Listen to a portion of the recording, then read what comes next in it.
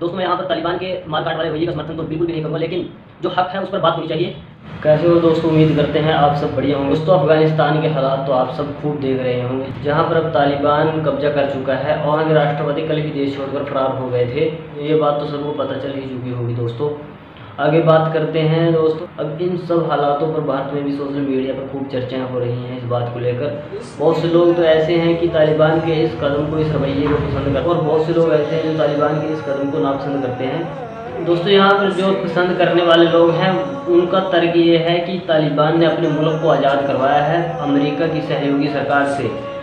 और दोस्तों जो पसंद ना करने वाले लोग हैं उनका तर्क ये है कि तालिबान आतंकवादी हैं, आतंकवाद की गतिविधियों को बढ़ावा दे रहे हैं। नापसंद करने वालों में एक बहुत बड़ा हिस्सा वो है जो भारत में अल्पसंख्यकों के खिलाफ मॉब लिंचिंग जैसी घटनाओं का समर्थन करता है और फिलिस्तीन के निहत्थे लोगों पर इजराइल के हमलों का समर्थन करता है। ये वही लोग हैं जो दोस्तों ट्विटर पर ट्रेंड कराते हैं कि वी स्टैंड विद इजराइल। अब अगर कोई अपने मुल्क को बचाने के लिए किसी से लड़ाई करता है या किसी अदर मुल्क के सहयोगी सरकार के कब्जे से अपने मुल्क को आज़ाद करवाता है तो उसमें इन्हें आतंकवाद नजर आने लगता है।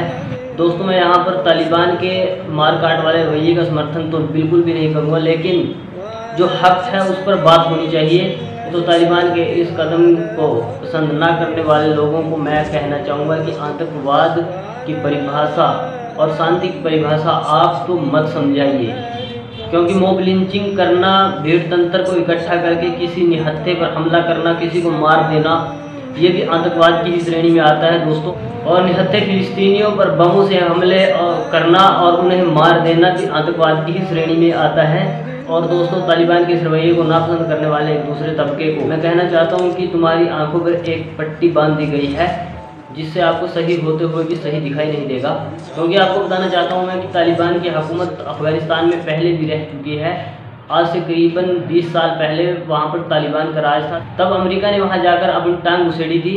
और फिर एक खबर के मुताबिक 2001 से लेकर और 2021 तक अमेरिका ने 61 लाख करोड़ रुपए अपने खर्च कर दिए अफगानिस्तान और तालिबान को बर्बाद करने में। लेकिन हासिल क्या हुआ वो आपके सामने है। हुकूमत तो फिर भी तालिबान की हो गई और कब्जा भी तालिबान का हो गया। अमेरिका को क्या मिला? अपना इतना धन खोने के बाद और अपने सैनिक खोने के बाद आखिरकार तालिबान से समझौता करना पड़ा और अपने मुल्क लौटना पड़ा। पर दोस्तों यहाँ पर जो फ़ायदा हुआ है वो ये है कि पूरी दुनिया में तालिबान को आतंकवाद का तमगा दे दिया गया। तो अब सोचने की बात तो यही है कि जब दो देशों का आपस में युद्ध होता है, सीमा को लेकर होता है या किसी मुल्क को लेकर होता है दोस्तों, तो इसका मतलब तो सामने वाली सेना को आतंकवादी ही घोषित कर दिया जाना चाहिए, जो तालिबान के साथ किया गया है। क्योंकि तालिबान भी अपने देश, अपने मुल्क के लिए ही तो लड़ रहा था। अपने देश को अमेरिका की सहयोगी सरकार से कब्जा मुक्त कराने के लिए ही तो लड़ रहा था। उनको मीडिया के जरिए पूरे वर्ल्ड में एक आतंकवादियों का तमगा दे दिया गया। इतना धन खोने के बाद अगर अमेरिका को कुछ मिला है, कुछ हासिल हुआ है, तो वो ये है कि अब तालिबान को आतंकवाद की नज़र से देखने लगी है दुनिया।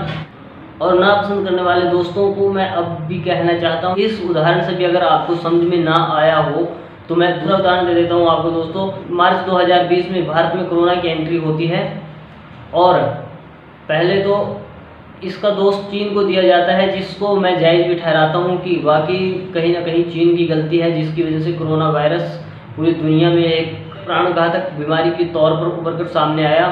लेकिन देखते देखते 2-4 दिन के अंदर ऐसे हालात मुल्क के अंदर मीडिया के जरिए पैदा कर दिए गए कि एक धर्म विशेष को पूरी तरह से कोरोना का दोषी ठहरा दिया गया। और आप जानते हो दोस्तों कि वो धर्म विशेष कौन था, मैं नाम नहीं लेना चाहता।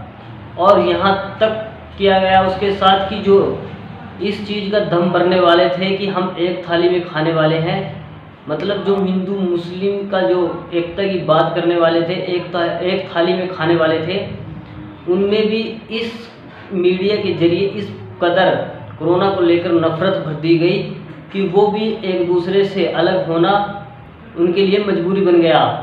और ये हालात कोई ज़्यादा पुराने नहीं दोस्तों, आज से करीब 5-6 या 10 महीने पहले की ही बात है, जो आप सबके साथ गुजर चुकी है और आप इसको भलीभांति जानते भी हैं। क्योंकि दोस्तों इसमें मीडिया ने खूब रंडी रोना किया, खूब दिन रात चिल्लाए कोरोना बम, कोरोना जिहाद, पता नहीं न जाने क्या क्या चीज़ें मीडिया ने एक तरह से एक धर्म विशेष के खिलाफ खूब चलाई, ताकि जो देश में कोरोना के इन हालातों को लेकर असल में जिम्मेदार था उनसे पूरी तरह से ध्यान भटका दिया गया मीडिया के जरिए। एक धर्म विशेष को सामने लाकर पूरी जिम्मेदारी, पूरे कोरोना वायरस की जिम्मेदारी उस धर्म पर थोप दी गई। इसी तरह से जो असल में आतंकवाद का जिम्मेदार है, मीडिया के जरिए उसने वो अपनी जिम्मेदारी किसी और के ऊपर थोप दी। और अब हालात आपके सामने हैं, पूरी दुनिया तालिबान को आतंकवादी मानती है।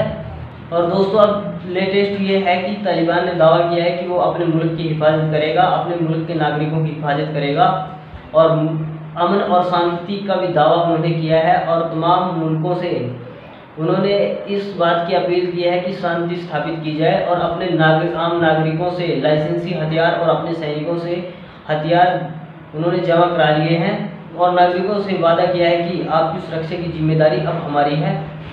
और अंत में तालिबान के इस रवैये को पसंद करने वाले दोस्तों को मैं कहना चाहता हूं कि वो उत्सुकता में ऐसा कोई मैसेज, ऐसा कोई ट्वीट या ऐसा कुछ वायरल न करें सोशल मीडिया पर, खासकर ऐसी चीज़ से बचें जिससे किसी सामने वाले की भावनाओं को ठेस पहुंचे, क्योंकि जब शांति होगी तभी कोई भी मुल्क तरक्की कर सकता है। हम उम्मीद करते हैं अफगानिस्तान में भी शांति स्थापित हो और भारत भी शांति के साथ तरक्की के रास्ते पर अग्रसर हो। इसके लिए हम सबको मिलजुल कर सहयोग करना होगा दोस्तों। जो ये नफरत जिसका अब अंजाम अफगानिस्तान को भुगतना पड़ रहा है, इसको ख़त्म करना होगा देश से, क्योंकि नफरत का जो बीज मीडिया के जरिए बोया गया है वो अब सिर चढ़कर बोल रहा है। आप पिछले दिनों की 2-4 घटनाओं को ही उठाकर देख सकते हैं।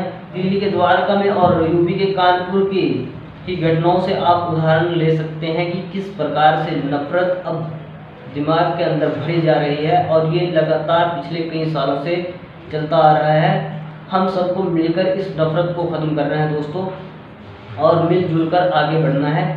आज के लिए इतना ही, मिलते हैं किसी बड़े मुद्दे के साथ। वीडियो को लाइक शेयर कमेंट जरूर करें, चैनल को सब्सक्राइब करें। धन्यवाद।